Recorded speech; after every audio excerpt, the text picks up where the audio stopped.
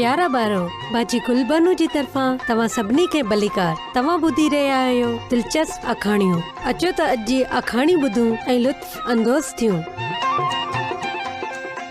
ॾाढो क़ीमती मोती। क़ीमती भारत जे गोताखोर वॾी महारत सां समूंड में गोतो हयो। हुन जो पक्को दोस्त डेविड मॉरिस ॿेड़ी में इंतज़ार कंदो रहियो जेसी ताईं पूरा वार वरी नज़र न आया। हुन पंहिंजे खीसे में रखल चाकू जी मदद सां सीप खोली।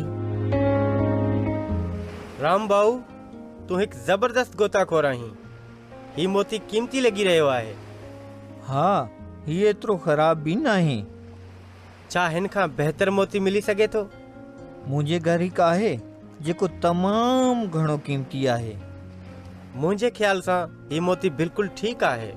तू उनखे तमामु बारीकी सां ॾिसी रहियो आहीं। ईअं ई तूं हमेशा पंहिंजे ख़ुदा जे बारे में बि चवंदो आहीं।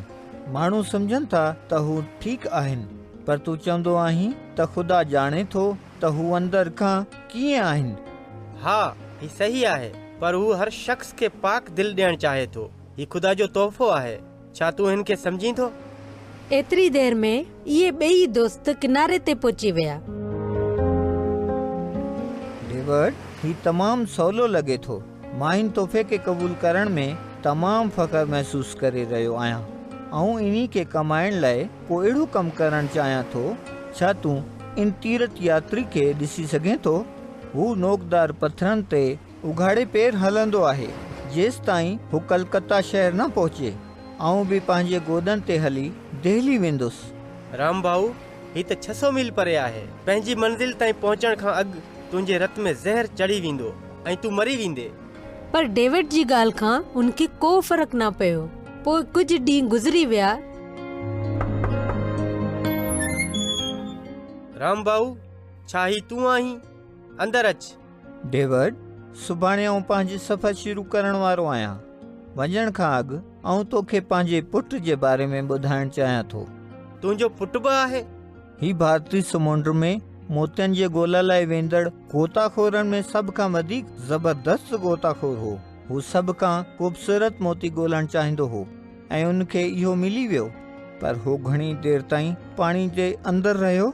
इन करे कुझु ई देर में हू मरी वियो। तूं मुंहिंजो सभ खां सुठो दोस्त आहीं।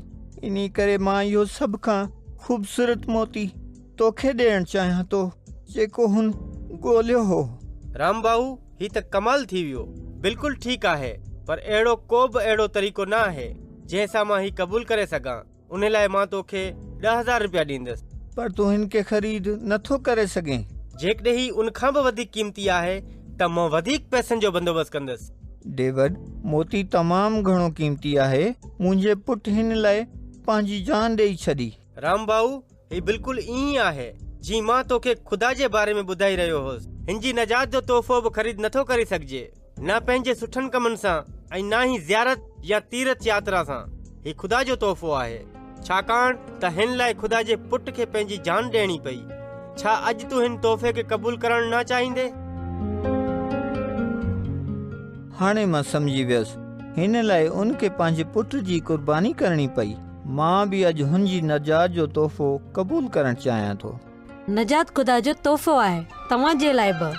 ठीकु आहे ॿारो, हाणे बाजी गुलबानो खे इजाज़त ॾियो। ख़ुदा हाफ़िज़।